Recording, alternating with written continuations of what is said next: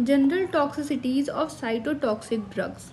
तो हम देखते हैं कि कौन कौन से टॉक्सिसिटीज़ होती हैं बिकॉज ऑफ साइटोटॉक्सिक ड्रग या फिर एंटी कैंसर ड्रग्स। तो देखिए टोटल 9 टॉक्सिसिटी हम पढ़ने वाले हैं। एक तो bone marrow depression, lympho reticular tissue damage, oral cavity manifestation, then gastrointestinal tract toxicity, dermatological toxicity, gonadal dysfunction, fetal development and toxicity, और carcinogenicity and hyper uricemia and tumour lysis syndrome. तो देखते हैं वन बाय वन। सबसे पहले हम बात करते हैं बोन मैरो डिप्रेशन। तो सिंपल सा पहले लॉजिक क्लियर रखना है कि टॉक्सिसिटी क्यों हो रही है। साइटोटॉक्सिक ड्रग क्या करते हैं कि कैंसर में क्या होता है, सेल्स जो है वो बहुत रैपिडली डिवाइड हो रही होती हैं। तो साइटोटॉक्सिक ड्रग क्या करते हैं, उनके रैपिड ग्रोथ को इनहिबिट करते हैं। अब हमारे बॉडी में भी कई सेल्स हैं जो नॉर्मल फंक्शन कर रही होती हैं और वो बहुत जल्दी डिवाइड करती हैं। तो साइटोटॉक्सिक ड्रग क्या करते हैं, उन डिवाइडिंग सेल को भी इनहिबिट करते हैं, जिनके कारण क्या आती है, टॉक्सिसिटी। तो क्या होता है कि सबसे पहले कौन कौन सी सेल हैं जो बहुत रैपिडली डिवाइड करती हैं। तो फीटस की सेल हो जाएंगी, ठीक है, बोन मैरो की सेल हो जाएंगी। इसके अलावा कौन सी सेल हो जाएंगी, लिम्फोसाइट। जब कोई इन्फेक्शन होता है तो लिम्फोसाइट बहुत जल्दी डिवाइड करते हैं। और इसके अलावा एपिथीलियल सेल, ठीक है। तो ये ध्यान रखना है हमें। अब हम वन बाय वन देखते हैं। सबसे पहले बोन मैरो डिप्रेशन में, तो ये सबसे ज़्यादा सीरियस टॉक्सिसिटी है। Frequently serve as the primary dose limiting factor in the cytotoxic therapy. मतलब कि बोन मैरो डिप्रेशन है जिसके कारण हम डोज लिमिटिंग करते हैं, कितना डोज देना है किसी थेरेपी के लिए। देन क्या क्या, अब हमें पता है बोन मैरो में क्या क्या चीज़ें बनती हैं। तो आपको पता है ग्रेनुलोसाइट्स बनते हैं, थ्रोम्बोसाइट्स बनते हैं, आरबीसी बनते हैं। तो अब बोन मैरो डिप्रेशन होगा तो ए ग्रेनुलोसाइटोसिस, थ्रोम्बोसाइटोपिनिया, ए प्लास्टिक एनीमिया, ये सब क्या होंगे, मैनिफेस्टेशंस होंगे। देन सेकेंडरी कॉम्प्लिकेशन, अब ये चीज़ें कम हो रही हैं तो इसके कारण सीवियर इन्फेक्शन और स्पॉन्टेनियस हिमरेज होगा, ब्लीडिंग हो सकता है। दूसरा आता है लिम्फो रेटिकुलर टिश्यू डैमेज। अब लिम्फो रेटिकुलर क्या नया टर्म आ गया, तो ये कुछ नहीं है। लिम्फो रेटिकुलर से सिंपल मतलब है नेटवर्क ऑफ, आपने सभी लिम्फेटिक सिस्टम का नाम सुन ही रखा है कि लिम्फ सेल्स, बी सेल और टी सेल होती हैं, लिम्फोसाइट्स होते हैं और लिम्फ नोड्स होते हैं, टॉन्सिल्स। तो ये सब का जो नेटवर्क है उसे हम बोल रहे हैं लिम्फो रेटिकुलर टिश्यू। तो उसका क्या होता है, डैमेज होता है। ऐसा क्यों हो रहा है, क्योंकि जब कोई इन्फेक्शन होता है तो उस टाइम पे लिम्फोसाइट क्या होते हैं, बहुत लिम्फ नोड्स बहुत एक्टिव हो जाते हैं। लिम्फोसाइट्स जो होते हैं बहुत जल्दी डिवाइड करते हैं।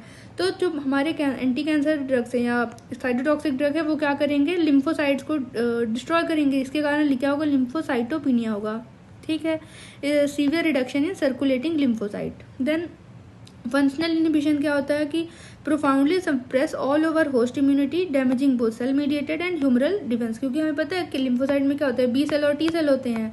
अब ये दोनों क्या होंगे, डिस्ट्रॉय हो जाएंगे बिकॉज ऑफ साइटोटॉक्सिक ड्रग। तो इसके कारण क्या होगा, सेल मीडिएट इम्यूनिटी और ह्यूमरल इम्यूनिटी क्या हो जाएगी, डैमेज हो जाएगी।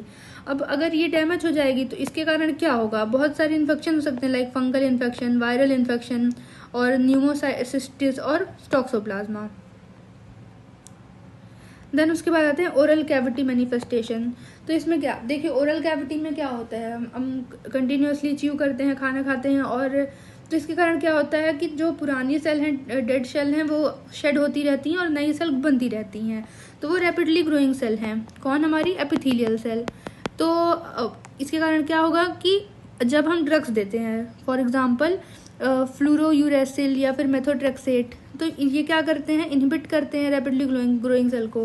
तो एपिथेलियल सेल की ग्रो हो रही होती हैं रैपिडली, तो इसको भी क्या करते हैं, इनहिबिट करते हैं, ठीक है। तो अब जो पुरानी सेल थी वो तो शेड ऑफ हो गई। न्यू सेल जो बेसल मेम्ब्रेन पर हैं, जो जिनको ग्रो करके एपिथेलियल सेल बनाना है, एपिथेलियल मेम्ब्रेन बनाना है, तो साइटोटॉक्सिक ड्रग उन्हें क्या कर देंगे, इनहिबिट कर देंगे। और वो इनहिबिट हो जाएंगे तो नई सेल नहीं बनेंगी और न्यू सेल नहीं फॉर्म होंगी। तो क्या होगा, इसके कारण अल्सर होंगे और उस छाले जो हमारे मुंह पे हो जाते हैं उन्हें हम बोल रहे हैं स्टोमेटाइटिस, जो कि सबसे अर्ली मैनिफेस्टेशन है फ्लूरोयूरेसिल और methotrexate. Other anti cancer drugs के भी होता है पर इसके कारण सबसे कॉमन है।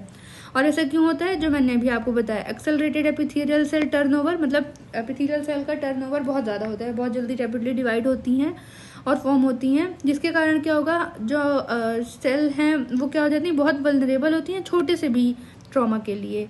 तो इसके कारण क्या होता है, अर्ली मैनिफेस्टेशन में सबसे पहले स्टोमेटाइटिस होता है। देन कॉम्प्लिकेटिंग फैक्टर्स क्या क्या होते हैं, altered oral microflora, haemostasis, increase local infection risk, ठीक है। Then concomitant neutropenia drastically elevate systemic infection vulnerability, coexisting thrombocytopenia directly cause severe bleeding gums, और जीरोस्टोमिया ड्राई माउथ जिसे हम कहते हैं, reduces salivary protective barrier leading to accelerated dental care, ठीक है। तो ये क्या होता है, ये किस में होता है, ओरल कैविटी में क्या क्या मैनिफेस्टेशन होती है वो हमने देख लिया। देन बात करते हैं गैस्ट्रोइंटेस्टाइनल ट्रैक्ट में क्या टॉक्सिसिटी होती है। तो म्यूकोसाइटिस, तो जैसे सोमेटोसाइटिस हमने माउथ पे अल्सर बताया, वैसे म्यूकोसाइटिस होता है इन द GIT, मतलब स्टमक में या फिर क्या है इंटेस्टाइन में, इन यहाँ जो अल्सर हो जाए उसे हम बोल रहे हैं म्यूकोसाइटिस। तो हाई इंसिडेंस टिश्यू डिग्रेडेशन होता है induced severely by agent like bleomycin and actinomycin D, in drugs के कारण सबसे ज़्यादा ये होता है। देन उसके बाद क्या क्लिनिकल प्रेजेंटेशन होती हैं। अब आप ही सोचिए, अगर गट की एपिथेलियल सेल क्या होगी, शेड ऑफ हो जाएगी और नई नहीं बन पाएगी, तो इसके कारण क्या होगा, अल्सर होंगे। तो और क्या होगा, अल्सर होंगे तो ब्लीडिंग होगी, तो और डायरिया होगा, तो सीवियर डायरिया होता है, म्यूकोसा की शेडिंग होती है, गैस्ट्रोइंटेस्टाइनल हेमरेज होते हैं। देन नोजिया और वॉमिटिंग की बात करें तो जो क्या है हमारे साइटोटॉक्सिक ड्रग हैं वो कीमो रिसेप्टर ट्रिगर जोन को क्या करते हैं, स्टिमुलेट करते हैं। तो एक्सट्रीमली कॉमन है क्या, वॉमिटिंग और नोजिया, ठीक है। फिफ्थ डर्मेटोलॉजिकल टॉक्सिसिटी, तो क्या होता है कि स्किन की सेल्स और हेयर फॉलिकल्स ये क्या होती हैं, बहुत रैपिडली डिवाइडिंग सेल्स होती हैं। तो साइटोटॉक्सिक ड्रग क्या करेंगे, इन सेल्स को भी क्या करेंगे, इनहिबिट करेंगे ग्रो करने से। तो इसके कारण क्या होगा, हेयर लॉस, तो एलोपेशिया होगा।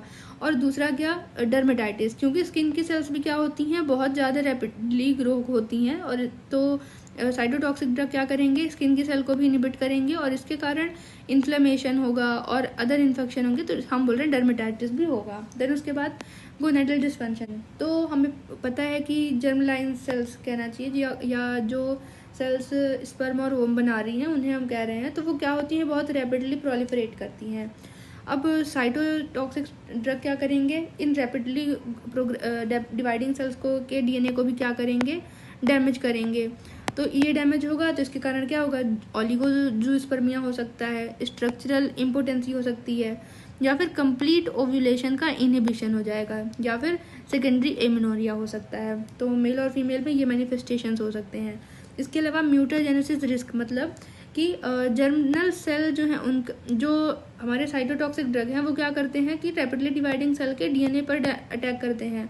तो नॉर्मल सेल का जो DNA है उस पर भी अटैक करेंगे, और नॉर्मल सेल का अगर DNA पर अटैक किया तो वो क्या होगा, उसमें म्यूटेशन होने के चांसेस रहेंगे, तो म्यूटाजेनेसिस रिस्क हो सकता है। देन उसके बाद फीटल एंड डेवलपमेंटल टॉक्सिसिटी, तो प्रोफाउंड डैमेज होता है प्रेगनेंसी पे अगर किसी प्रेग्नेंट वीमेन को साइटोटॉक्सिक ड्रग दिया गया तो, ठीक है। इसके कारण क्यों ऑर्गेनोजेनेसिस में भी क्या होता है, बहुत रैपिडली डिवाइडिंग सेल्स होते हैं, तो क्या होंगे उसमें क्या होगा कि जो साइटोटॉक्सिक ड्रग हैं वो ऑर्गेनोजेनेसिस में भी क्या करेंगे, डैमेज करेंगे। देन इसके बाद क्रिटिकल आउटकम क्या क्या हो सकते हैं कि स्पॉन्टेनियस एबॉर्शन हो सकता है, फीटल डेथ हो सकती है, और सीवियर स्ट्रक्चरल टेराटोजेनेसिस हो सकता है।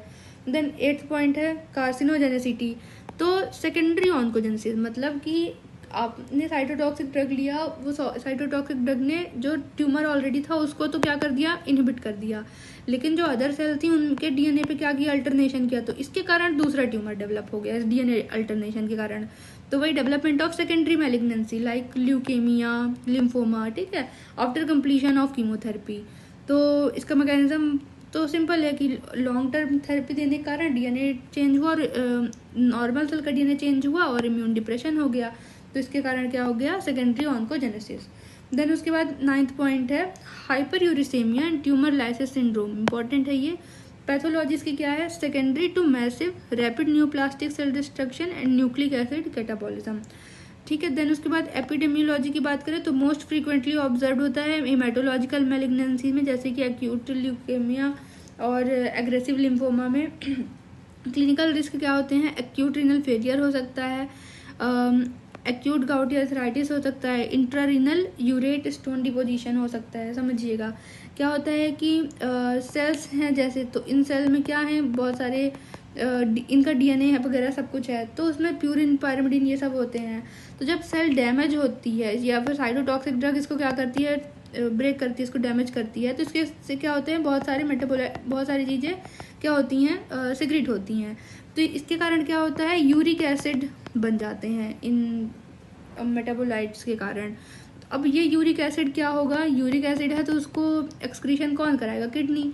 जिसके कारण क्या होता है कि रिस्क होता है कि रीनल अगर बहुत ज़्यादा हो रहा है तो रीनल फेलियर हो सकता है।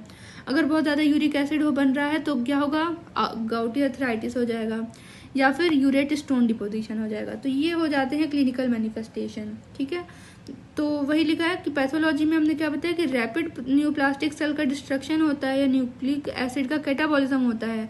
तो न्यूक्लिक एसिड इन सब के कैटाबॉलिज्म से क्या प्रोड्यूस होता है, यूरिक एसिड।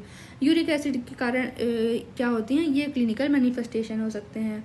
तो इसके लिए हम ऑलरेडी मतलब एंटी कैंसर ड्रग देने के साथ और हम उसके साथ क्या दे सकते हैं, प्रोफाइलैक्सिस की तरह एलोप्यूरिनॉल दे सकते हैं ताकि यूरिक एसिड सिंथेसिस क्या हो, कम हो जाए। तो ये 9 पॉइंट्स हैं जो आपको याद होने चाहिए। क्या, एक तो बोन मैरो डिप्रेशन, सब लॉजिकल है। एक तो बोन मैरो डिप्रेशन होगा, देन उसके बाद बोन मैरो डिप्रेशन से रिलेटेड याद रख सकते हैं आप लिम्फो रेटिकुलर टिश्यू डैमेज। ठीक है, फिर हमने बोला एपिथेलियल सेल, तो एपिथेलियल सेल ओरल कैविटी पर बात करेंगे और जीआईटी पर बात करेंगे। देन हमें पता है कि रैपिडली डिवाइडिंग सेल में कौन आती हैं, हेयर फॉलिकल भी आते हैं और स्किन की लेयर्स भी आती हैं, वो भी उनकी बात कर लिया हमने। देन गोनेडल सेल, तो जर्म सेल्स बहुत प्रोलिफरेटिंग होती हैं तो उनकी बात कर लिया। फीटल सेल रैपिडली डिवाइडिंग होती हैं तो उन पर होगा। कार्सिनोजेनिसिटी की बात हमने की कि अदर नॉर्मल सेल के डीएनए अल्टरनेशन के कारण सेकेंडरी ऑन्कोजेनेसिस हो जाता है। देन हाइपर यूरिसेमिया, लॉजिकल बात हमने कर ली कि सेल क्या होती है, कैटाबॉलिज्म होता है न्यूक्लिक एसिड का और डिस्ट्रक्शन होता है सेल का, जिसके कारण इंक्रीज हो जाता है यूरिक एसिड और इसके कारण क्या होता है, ये हमने आपको क्लिनिकल फीचर्स बताए।